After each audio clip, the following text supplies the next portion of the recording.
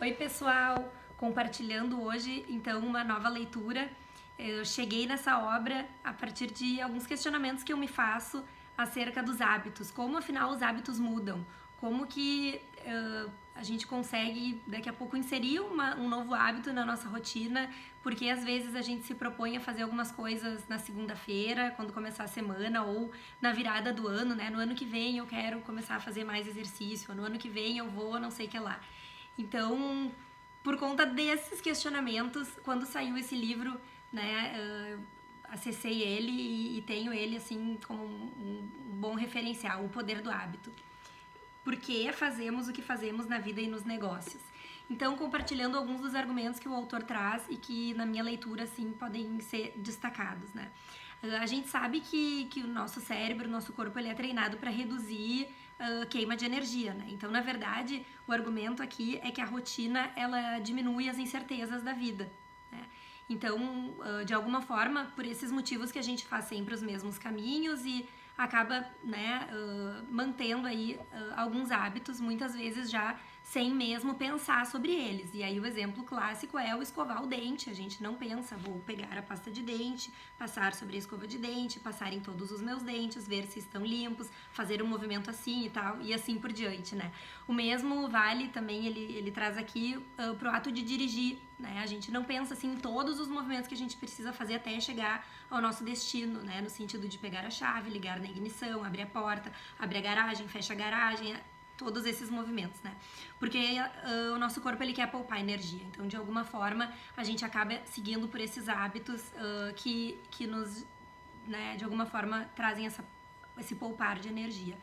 O autor, ele traz um estudo que foi feito no início dos anos 90, no MIT, quando alguns pesquisadores observaram como funcionava o cérebro de alguns ratos ao desenvolverem uma série de rotinas. E eu queria compartilhar, eu acho bastante interessante, assim, e aqui tá talvez a explicação, assim, para isso que a gente falava há pouco, né? Eles criaram um labirinto estruturado de modo que cada rato ficou posicionado atrás de uma divisória, que se abria fazendo um clique alto. No começo, quando o rato escutava o clique e via a divisória desaparecer, geralmente ia e voltava pelo corredor do meio, farejando os cantos e arranhando as paredes.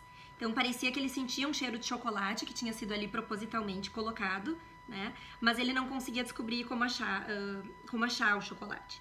E aí, observando, os cientistas viram, né, esse experimento por diversas vezes e observaram mudanças que foram surgindo no cérebro dos ratos. Conforme cada rato aprendia e se orientava no labirinto, a sua atividade mental diminuía. Então, à medida que o caminho se tornava cada vez mais automático, os ratos passaram a pensar cada vez menos, né? Então, o rato, ele acabou internalizando como atravessar o labirinto num grau que ele não precisava mais pensar. Para quem se interessar, está na página 32 aqui do livro. E acho interessante esse exemplo, esse estudo, porque de alguma forma justifica também, né, alguns comportamentos que a gente possa vir a ter, né? Então, no livro, ele vai falar um pouquinho sobre esses hábitos individuais, também hábitos sociais, coletivos, inclusive hábitos organizacionais, né? Que de alguma forma são padrões que se internalizam. E aí ele cita, por exemplo, em termos de hábitos individuais, né? Daqui a pouco a gente olha a TV sempre no mesmo horário e a gente não tem tempo para fazer outras coisas que gostaria. Bom, mas então como que eu mudo esse hábito que já está tão forte em mim? Então ele sustenta que a ciência da formação de hábitos, ela é um novo campo de estudo, né? E explica que é como se houvesse um looping em 3 etapas da formação dos hábitos, que ele caracteriza assim como deixa, rotina e recompensa, né? E aí ele diz assim, e aí ele explica um pouco mais sobre cada uma dessas fases, né? Mas ele diz assim, por exemplo, a pessoa que quer fazer mais vezes academia, né? Então que já, de alguma forma, organize essa deixa para que o cérebro dela já entenda que aquilo ali ela deve ser feito, racionalize menos, né? E de alguma forma vai automatizando já essa deixa. Então, quero fazer academia de manhã cedo. Já deixa a tua roupa com teus tênis ali, de forma que tu veja aquilo ali e já sirva de deixa pro que tu tem que vir a fazer, que é a tua tentativa de estabelecer uma rotina de exercícios, por exemplo. e que depois disso tu tem uma recompensa. Então, por exemplo, sei lá, tomar um suco depois da academia ou algo que também te traga alguma recompensa. E que essa é a proposta dele, que tu tenha uma deixa, uma rotina, uma recompensa. E que isso como o ciclo, né, dos hábitos. Ele dá esse exemplo também de uma jovem quando queria, por exemplo, parar de roer unha, na página 93, então fala um pouquinho mais sobre isso. Tem um ponto que também eu achei muito interessante, assim, que ele fala com relação à força dos grupos, né, na tentativa quando tu quer inserir um novo hábito ou mudar algum hábito que tu já tenha. Ele diz assim: se você quer parar de fumar, por exemplo, descubra uma rotina diferente que vai satisfazer os anseios preenchidos pelo cigarro. Então encontre um grupo de apoio, uma reunião de ex-fumantes ou uma comunidade que vai ajudar você a acreditar que pode ficar longe da nicotina, né?